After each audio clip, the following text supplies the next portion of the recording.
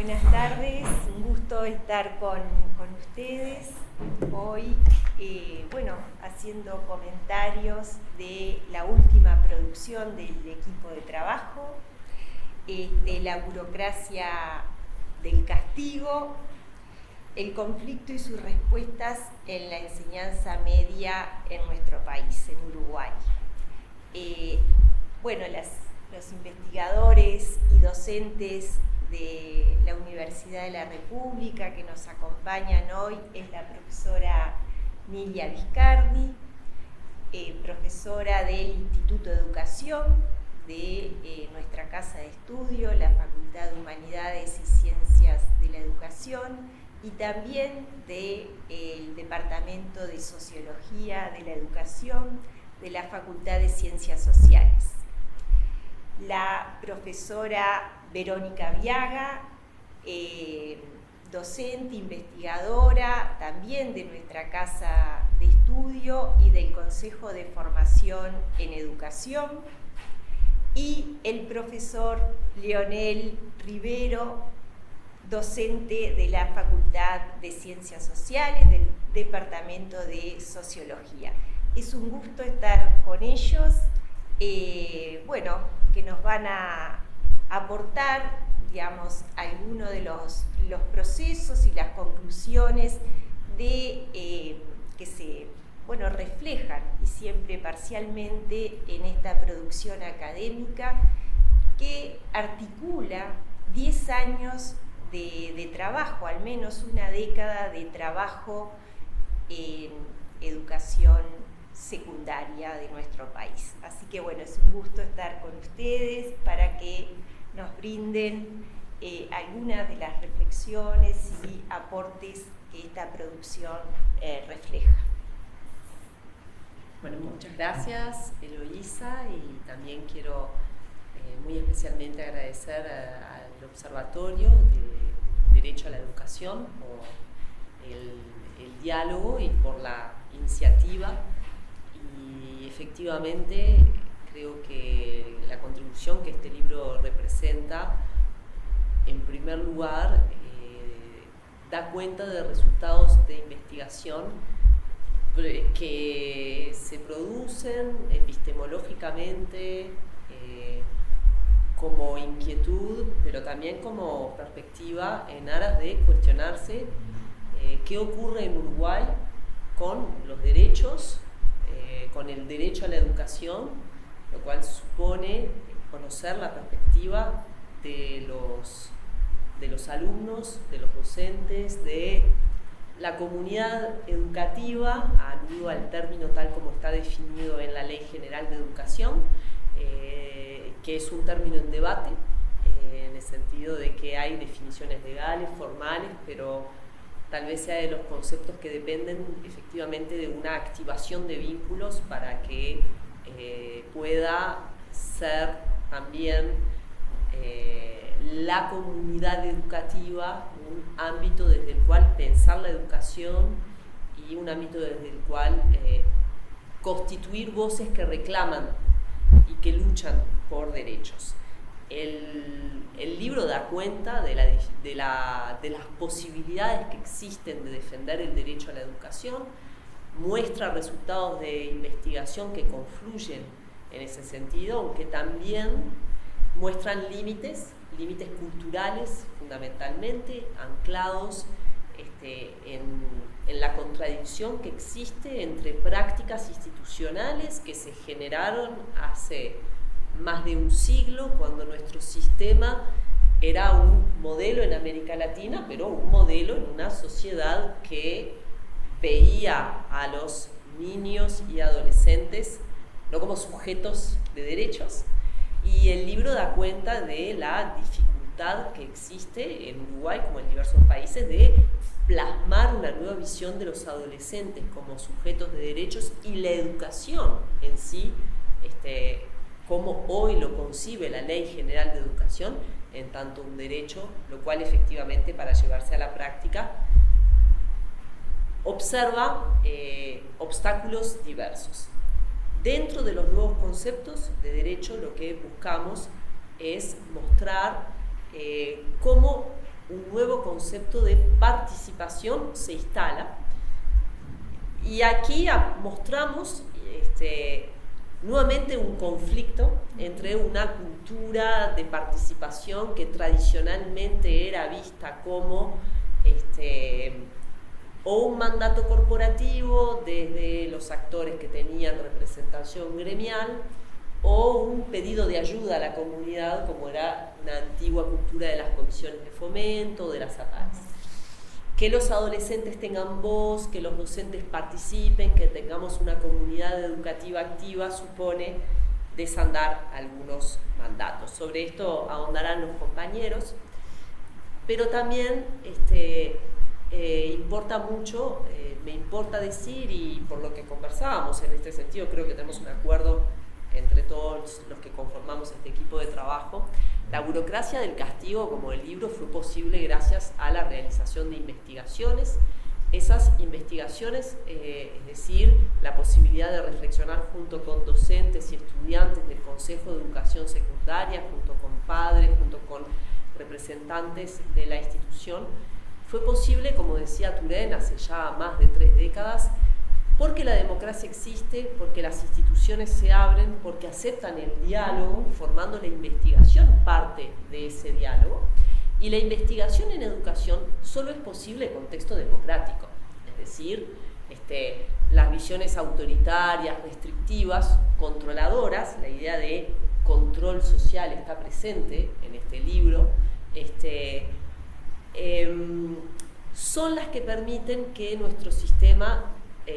reflexione críticamente sobre sí mismo. La crítica es difícil, pero sin crítica no hay posibilidad de mejora de la política educativa. La política educativa depende de la apertura y de contextos democráticos y de diálogos, como es el caso de la burocracia del castigo, que fue posible gracias a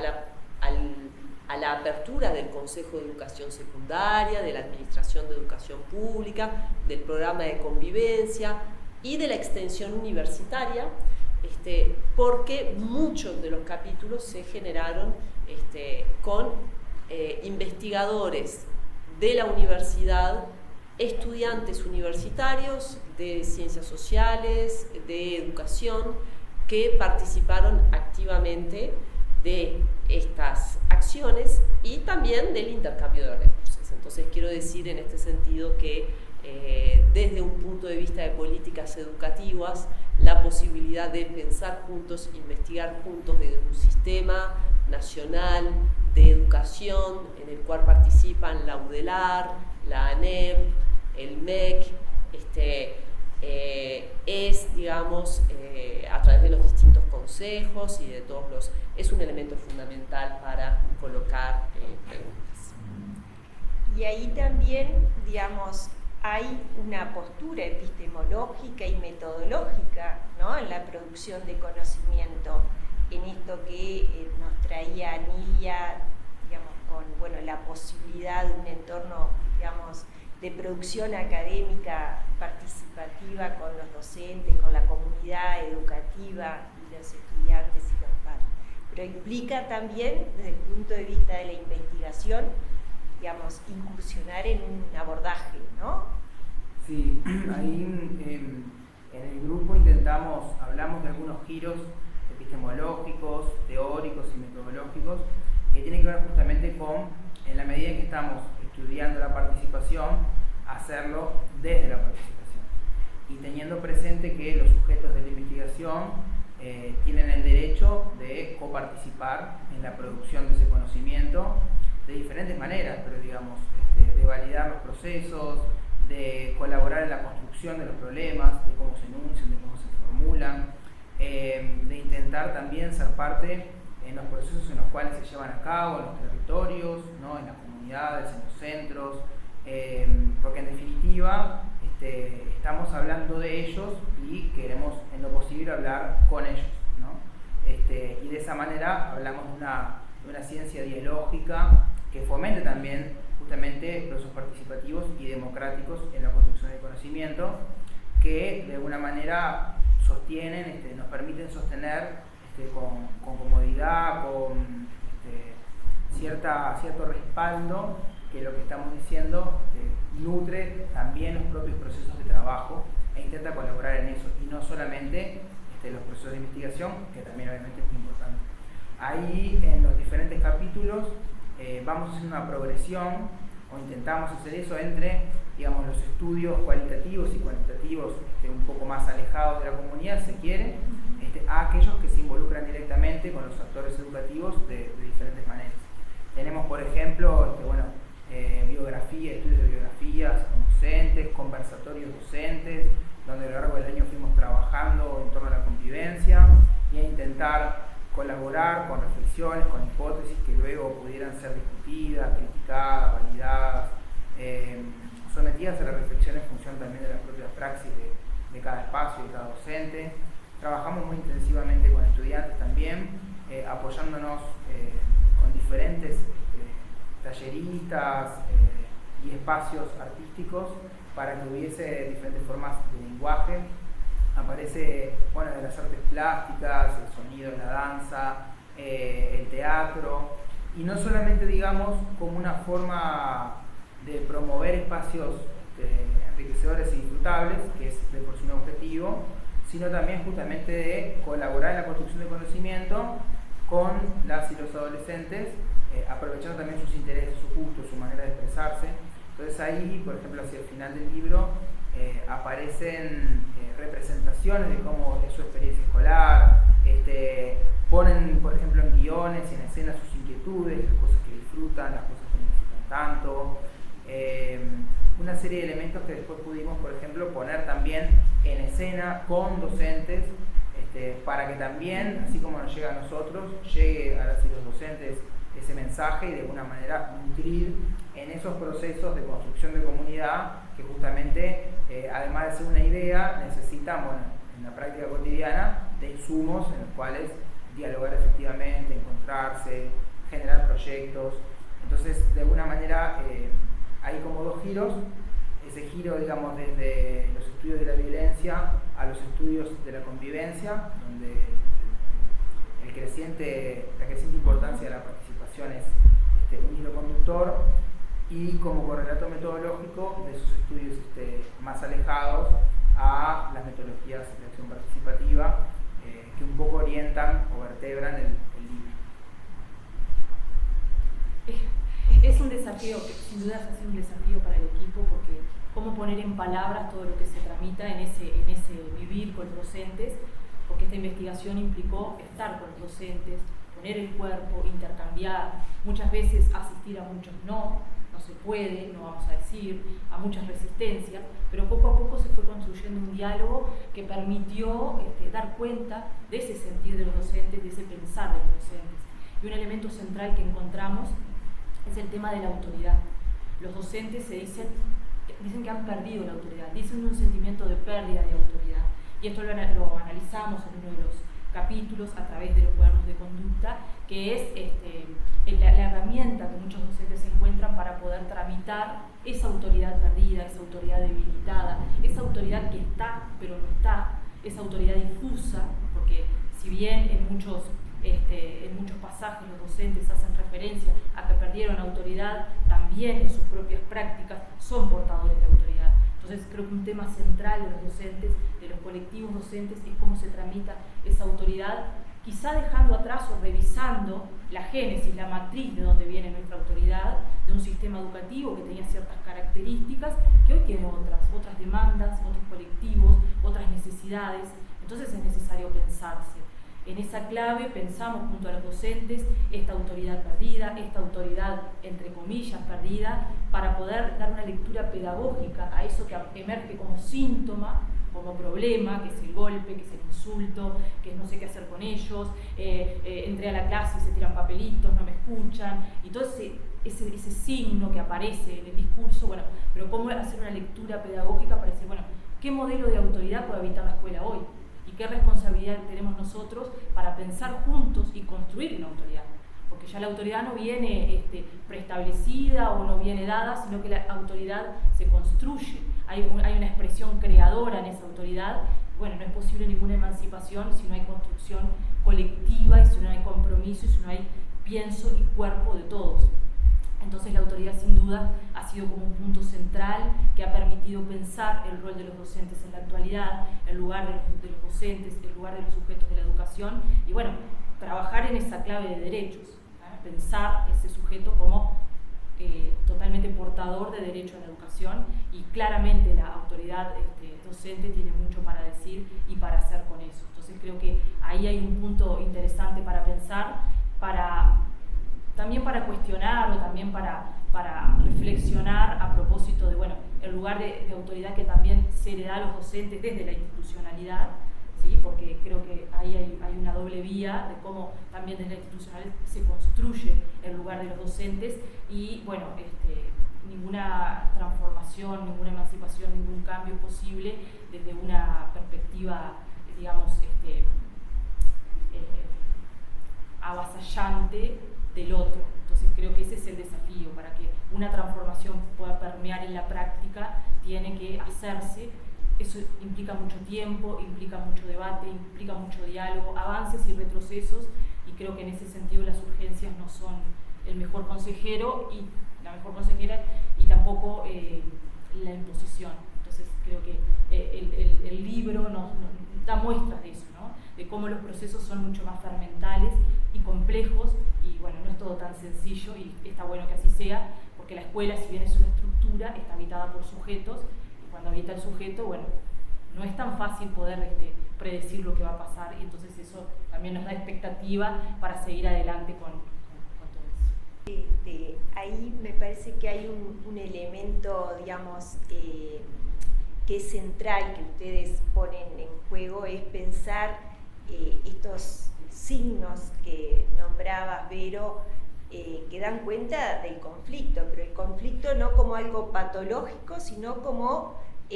constitutivo de los humanos, de lo educativo, de los vínculos que nos configuran. El tema es cómo tramitar, ¿no? Esos conflictos que, digamos, son de la naturaleza vincular y educativa allí. Y ahí las claves, ¿no? De la participación, del giro, ¿no? De la violencia y la culpabilización a ubicar la convivencia como clave de pensamiento y la autoridad hacen, ¿no? Un aparato teórico bien interesante para repensar o revisitar las distintas escenas educativas, ¿no? Sí, yo creo que hay un proverbio que dice: la letra con sangre entra, y ese proverbio expresa toda una filosofía de la educación, que como toda filosofía en sociología sabemos que no hay tendencias lineales a lo que antes se denominaba el progreso, sino que hay idas y vueltas, pero tiene un presupuesto teórico y es la idea de que el sujeto necesita de castigo para incorporar una relación con el conocimiento. Cuestión que hoy epistemológicamente, pedagógicamente y legalmente, jurídicamente está superada, pero tiene vigencia, porque es muy difícil generar desde estos distintos puntos de vista las herramientas por las cuales, en lo que Charlot denomina la relación con el saber, la relación con el otro tenga una noción de autoridad que no remita a un castigo como forma precisamente de reiterar, reconocer o refrendar un límite necesario en una situación determinada. Y la cuestión de estos límites y de las herramientas muy pobres que seguimos teniendo en las instituciones para decir, bueno, estas son las normas de convivencia, que generalmente, y eso sigue siendo así, los adolescentes las aprenden por vía de una cartelera, una sanción, pero que no tienen la oportunidad en general en la mayoría de los centros educativos de construir junto a sus docentes, cuando precisamente es necesario construir juntos para conocer. Es muy difícil para un adolescente incorporar una cultura institucional porque llegó y hay un cartel y hay una sanción, y hay una indagación que antecede a este libro y que se reitera en este libro respecto de cómo se aprenden las normas. la existencia de instrumentos tales como los cuadernos de conducta sigue mostrando una cultura que está presa de una autoridad que enuncia una norma, un sujeto que debe aceptarla, y el castigo, la denuncia y la expulsión como mecanismo de aprendizaje. Estas dinámicas han sido cuestionadas, pero lo que el libro muestra son justamente las posibilidades las escasas posibilidades que tenemos de seguir avanzando en el terreno de una cultura participativa de convivencia, cuando precisamente la urgencia, la falta de recursos, la vigencia de un sistema educativo que sigue teniendo en un mismo edificio varios turnos para cumplir con la matrícula, da o sigue mostrando al Uruguay como un país que tiene entre uno de sus mayores obstáculos para el derecho a la educación la necesidad de una adjudicación de tiempo. Es decir, que los estudiantes tengan tiempo, que los docentes tengan horas destinadas, como es hoy el caso, a enseñar una disciplina, pero también a dialogar, conversar. Estas horas hoy no existen, este paquete de horas hoy no existe. La forma en que seguimos teniendo de hacer llegar la enseñanza media es poner a muchos alumnos con unos profesores que solo dan clase, no hay recreo, no hay tiempo para la participación y en definitiva, como no se construyen centros educativos, seguimos tensionando. ¿Qué es lo que ocurre en el sistema? En definitiva, este libro da cuenta de que ante la falta de tiempo,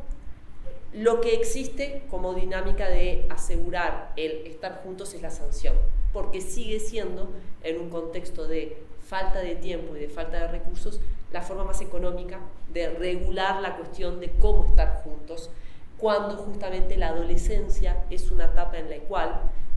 en todas las etapas de la vida, pero aquí la cuestión del diálogo, el sujeto por su proceso de maduración ya no acepta críticamente lo que el mundo adulto propone. Y frente a eso seguimos teniendo un modelo educativo que no destina tiempo al diálogo para que estos adolescentes puedan construir otra relación consigo mismo, con la norma y con los otros. Sí, en línea con eso, en esta década de trabajo, digamos, que hemos destinado justamente a estar en centros educativos, la riqueza que tiene este tipo de métodos de aproximación, de habitar el espacio escolar, mediante etnografías, estudios de caso, etc., lo que nos permiten es contrastar diferentes tipos de información que a veces se dan en frío, como las tasas de deserción o de repetición, o la cantidad de estudiantes por clase, o los informes sobre política, o las orientaciones a la política, toda una serie de piezas que luego confluyen en las posibilidades de las personas, en este caso de todas las autoridades de cada centro educativo, docentes, directoras, directores, de hacer posible la educación. Y ahí es cuando empiezan a volverse visibles eso que, por ejemplo, Duvet decía hace muchos años, como esas ficciones, ¿no? Esas ficciones de todas las cosas que debería poder hacer la educación y que luego en la práctica se vuelven muchas veces imposibles, ¿no? Es muy difícil poder generar políticas de subjetividad y dedicarle tiempo a cada estudiante si en cada clase tenemos más de 30 personas. Si encima nos vamos a espacios donde las desigualdades calan en clave de pobreza o de indigencia y por lo tanto esa persona, ese adolescente que llega ahí, además de las cuestiones vinculadas específicamente al estudio, hay cuestiones vinculadas a violencia doméstica o a problemas de nutrición o por ejemplo a fenómenos vinculados a la violencia barrial que hacen que tenga miedo de salir de su casa para ir al centro educativo o directamente no tenga las condiciones materiales para hacerlo. Son toda una serie de cosas que en las políticas a veces parecen la periferia de la educación, pero en la experiencia de cada adolescente terminan siendo el problema número uno, ¿no? El que posibilita que estudiar día a día se materializa o no. Y en ese sentido identificamos en este dispositivo escolar que tenemos hasta hasta el día de hoy, la cantidad de iniciativas que los centros educativos, los y las docentes hacen cotidianamente, muchas veces intentando justamente llegar a esos adolescentes que de repente han dejado de asistir o que asisten intermitentemente o que tienen dificultades para vincularse, entre muchas otras cosas, y cómo esas iniciativas se enfrentan muchas veces con un dispositivo rígido que no permite que haya tiempo en colectivo, que de repente hacen que el docente, además de tener una cantidad de estudiantes en su clase, tenga una cantidad de clases y una cantidad de centros educativos en los cuales se mueve, y que de alguna manera los espacios en los cuales lograr hacer sinergia en cada comunidad para poder trabajar con esos problemas muchas veces no se dan, y menos se dan en aquellos espacios donde más se precisa. Entonces, de alguna manera, ese tipo de cosas constatamos como tensiones entre tendencias que les decimos incluyentes y excluyentes, porque al mismo tiempo que se generan muchas acciones para intentar incluir, en la práctica también termina siendo necesario poner orden, generar climas en los cuales muchas veces las disrupciones no pueden tener mucho lugar porque no hay mucho tiempo para hacerlo, y es en esa tensión en la cual se dirimen buena parte de los conflictos en el día a día de los centros. Y muchas veces cuando se quiere, digamos, volver atrás, ese adolescente quizás ya no está, o hay una serie de conflictos que se han agravado a lo largo del año. Ahí hacemos, por ejemplo, el seguimiento de un caso paradigmáticamente conflictivo, y de cómo al inicio del año empieza a ser como una discusión, y al final del año termina siendo un conflicto que paraliza uno de los centros en los cuales trabajamos, y en el medio se intentó de todo: hablar con la familia, ir a la casa, trabajar en los espacios como los CAP, ¿no? Los consejos pedagógicos, y bueno, y de alguna manera se termina siendo como esa crónica, digamos, un desenlace anunciado, y bueno, y ese tipo de cosas precisan efectivamente otro tipo de recursos, otro tipo de dispositivos, otro tipo de organizaciones que sean más habitables, digamos, para las y los adolescentes y también para las y los docentes. Quizá también la investigación da algún aporte para poder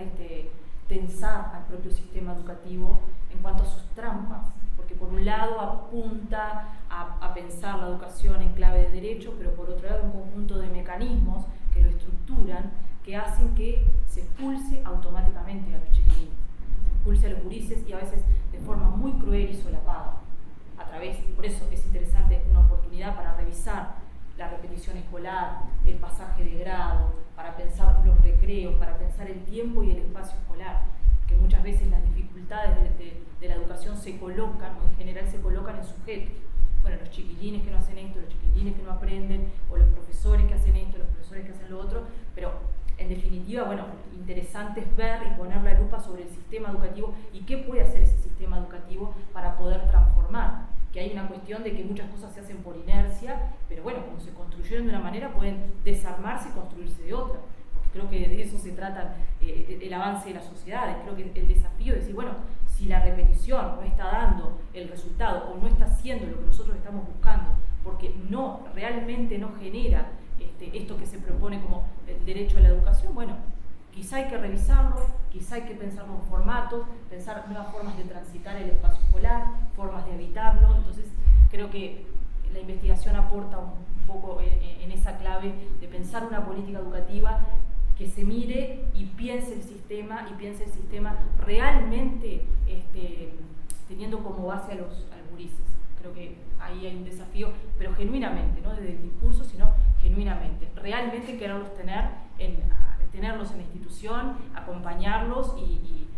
acompañar esos procesos y esas trayectorias. Uno de los hallazgos, tal vez también a nivel teórico, tiene que ver con este concepto que nombramos en algún momento, que es el de la economía política de la convivencia. ¿Qué es lo que ocurre? Nosotros vamos a encontrar actores que enuncian que quieren preservar el derecho a la educación. Es decir, ¿por qué el proceso de exclusión se da aun cuando los profesores no quieren que sus alumnos se vayan?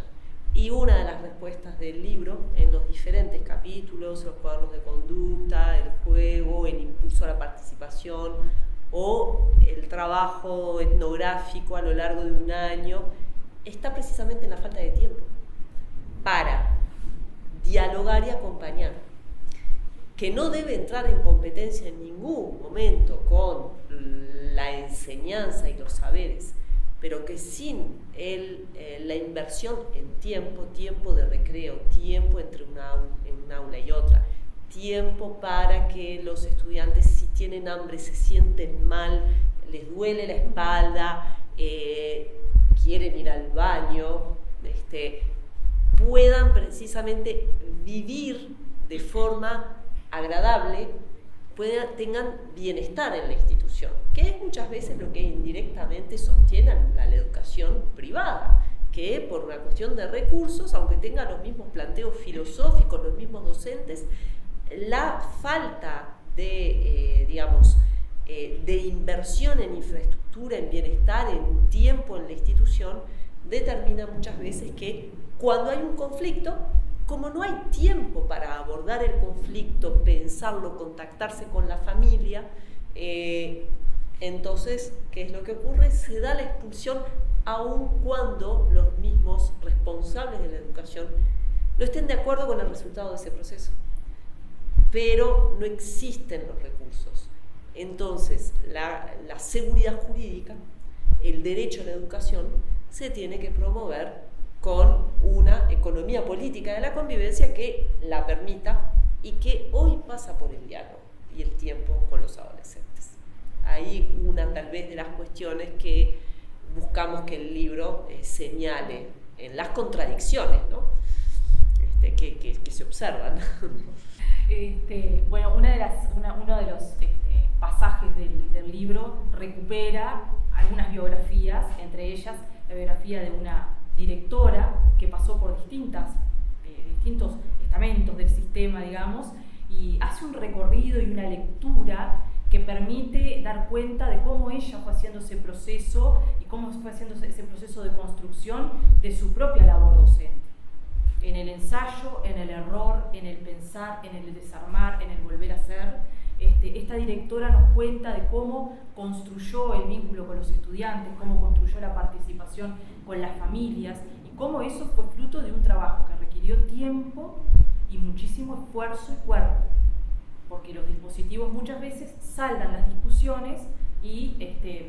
colocan como un manto de silenciamiento en las discusiones, pero eso irrumpe porque eso está por debajo. Entonces creo que una de las cuestiones que plantea la narrativa de esta directora es cómo, a partir de hacerse cargo, de poner el cuerpo, de estar, de sufrir con el otro, de padecer, porque es mucho más fácil dar una imposición, una orden, mucho más sencillo en términos aparentes, pero es mucho más complejo escuchar, construir acuerdos, es muchísimo más difícil y más desafiante. No se hace de un momento para otro, requirió de muchos años de trabajo, muchos años de carrera y muchos años de pienso con un colectivo, porque tampoco los directores pueden trabajar solos, sino se alimentan y retroalimentan con un colectivo docente que impulsa, que se va sumando, que va trabajando y a través de la reflexión van construyendo y haciendo escuela entre todos. Creo que esa es una de las claves. Las escuelas se construyen entre todos. Podríamos decir entonces que esta forma escolar, ¿no?, que se ha sedimentado históricamente y que tiene como respuesta el castigo frente a situaciones de conflicto o de violencia, digamos que esa es la tendencia primaria, digamos.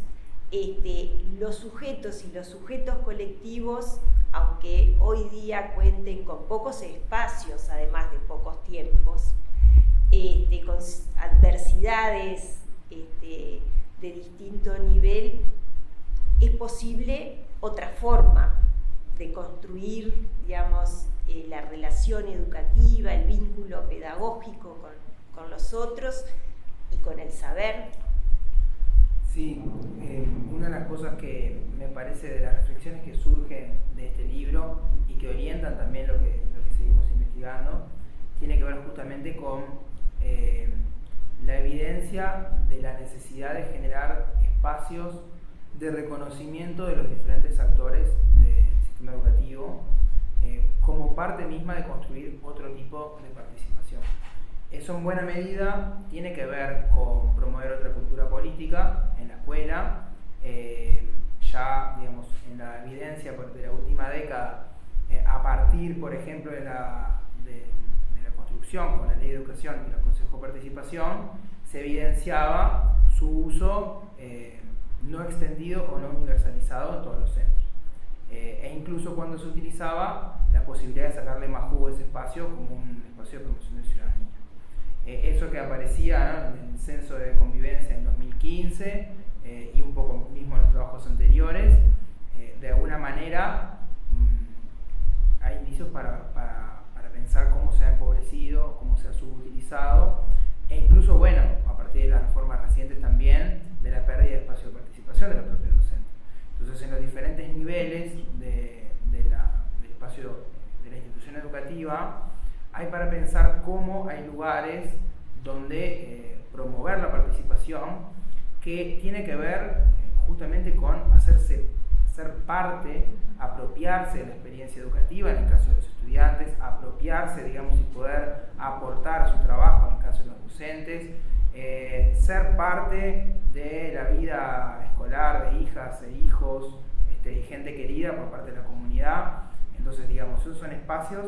que cuando acontecen transforman la vida de los centros, y de repente esa relación con el saber, que en su formato más empobrecido solo tiene que ver, digamos, con un libro, de repente empieza a tener que ver con experiencias enriquecedoras, significativas, momentos compartidos, idas y vueltas con el barrio y sus instituciones y sus tradiciones y su identidad, con la construcción de espacios asamblearios, donde poder aportar, escribir en conjunto, reflexionar en conjunto, construir esa política en conjunto. Y bueno, y ahí es que, sobre todo al final del libro, identificamos esas diferentes maneras de ser parte, de expresarse, de querer construir, y que lo que nos dicen, digamos, en base a estos cambios recientes, tiene que ver justamente con pensar en cambiar la cultura, pero también los dispositivos, y que se materialicen espacios participativos de manera efectiva. Y una cosita chiquitita, me parece que es justo decirlo, y creo que el libro intenta recuperarlo, por lo menos desde nuestro trabajo intentamos, es como hacer un espacio especial al valor del trabajo de los colectivos docentes, que a veces son tan golpeados, tan humillados, tan denostados. Creo que son claves porque son los que sostienen la escuela todos los días, y muchas veces sin mucha idea, porque nos desbordan los problemas, las situaciones, las demandas, hacen artesanalmente, crean un dispositivo que permite salir adelante y poder resolver esas situaciones de la cotidianidad. Entonces me parece justo que una política educativa mire genuinamente y escuche a los docentes, porque son los que ponen el cuerpo a la escuela, son los que ponen el cuerpo con esos gurises, y eso es algo totalmente valorable y destacable, y creo que nuestro trabajo busca recuperar y colocar a los docentes en un lugar preponderante a la hora de pensar cualquier transformación. Sí, también hay las contradicciones que existen, en el sentido justamente de que puede observarse cómo la enseñanza media es uno de los niveles más amenazados. Si ustedes miran el capítulo de dramatización de la experiencia escolar, ahí vemos el trabajo de un centro educativo con un colectivo docente apto para escuchar, y en la obra de teatro que se genera, los estudiantes devuelven una mirada de los docentes como profesores, como zombies. Entonces, por eso la enseñanza media es un nivel educativo que hay que proteger, porque cuando le damos la voz a los adolescentes, lo primero que van a hacer los adolescentes es, por su edad, por su inscripción, por su condición, probablemente devolver una mirada crítica de esos que son los padres, los profesores. Entonces, justamente son estos colectivos docentes que tienen la capacidad de recibir estos mensajes, de escucharlos, de darle lugar, porque evidentemente dar lugar a esta obra es canalizar la participación y justamente al recibir esa crítica al adultocentrismo o a las formas en que los profesores como adultos desempeñan sus roles, ocupar el lugar de adultos y poder recibirla y no justamente, como muchas veces es el caso, aniquilar esa voz crítica del mundo adulto. A veces justamente cuando los colectivos tienden, y eso está planteado teóricamente en el libro, a verse como víctimas del trabajo con el otro, en vez de comprenderse justamente como aquellos que políticamente pueden hacer un trabajo con el otro basado en la crítica, en la atención, o justamente cuando corresponde decir, no nos están dando las condiciones institucionales para trabajar con el otro. Entonces es muy importante que un colectivo docente fuerte pueda identificar la diferencia entre la falta de condiciones para trabajar con el otro y el otro como amenaza, que es de alguna manera una de las tendencias que históricamente han alimentado hace un siglo atrás, con los autoritarismos en Europa, lo vemos claramente. La idea del otro como amenaza es justamente el mayor peligro para la democracia y para la participación, porque no puede establecer la diferencia entre no tener condiciones para darle voz al otro o no tener, digamos, en contextos de desigualdad, de carencia, de pobreza, los recursos para trabajar con el otro, e inmediatamente a un mensaje del tipo el otro es una amenaza. Y con adolescentes, evidentemente, nunca podemos pensar que hay una amenaza más allá de la que el mundo adulto configura para los adolescentes y sus condiciones de vida. Por ahí creo que es una de las cuestiones que teóricamente están discutidas explícitamente en el libro y que creo que es importante recalcar. Muy bien. No sé si, digamos, es una lectura obligada para la comunidad educativa, para los investigadores, los docentes, los estudiantes, los padres, pero también para las autoridades, ¿no? Para los que definen los lineamientos de las políticas educativas. Podríamos como resumir las claves hacia los que configuran las políticas, los decisores de las políticas educativas. Bueno, quizá sintetizando algunos elementos como para pensar la política. Hay una que un poco conversábamos, que decía hace un rato, tiene que ver con la posibilidad de destinar más tiempo pedagógico en los centros, pensando justamente en que ese tiempo sea pensado de una manera abierta, libre, como posibilidades de interacción con las asignaturas, con los contenidos, pero también con los otros, con los profesores y profesoras en diferentes formatos, aprovechando de los entornos, disfrutando de propuestas pedagógicas diversas. Por ejemplo, ahí recapitulamos experiencias en huerta, experiencias con el arte, excusas a veces para encontrarse y para formarse como personas. Entonces el tiempo es un elemento clave. Otro elemento tiene que ver con la generación efectiva de espacios participativos en los diferentes niveles del sistema, desde los centros hasta los espacios de decisión centrales. En todos esos lugares está la posibilidad de encontrarse de manera plural, abierta, por parte de los diferentes actores que hacen justamente la democracia escolar, y eso tiene que ver con reconocerla, con fomentarla, con no penalizarla, con no punirla, con no perseguirla, con no criminalizarla. En la medida en que se reconoce esa participación, se la fomenta, se permite que el espacio educativo sea un ámbito de construcción ciudadana que se hace pasito a pasito, desde cuando se permite que se elabore una idea, cuando se generan esos espacios para difundirla, para promoverla, para votarla, para hacer campañas, para comunicarla después. Es todo parte, digamos, de la riqueza democrática que además nos caracteriza como país y que nos debería también caracterizar como parte de la tradición escolar. Entonces ahí hay un segundo elemento que creo que es importante dentro de otros. No sé si quieren señalar más. La cuestión tecnológica y digital aparece sugerida y mezclada en uno de los análisis y probablemente sea también una de las cuestiones que quedan abiertas para sobre las que vamos a orientar nuestras próximas producciones. Hay que responder a dos grandes preguntas. La primera es, ¿el conflicto se canaliza solo con la tecnología y la era del WhatsApp es expresiva de algo nuevo?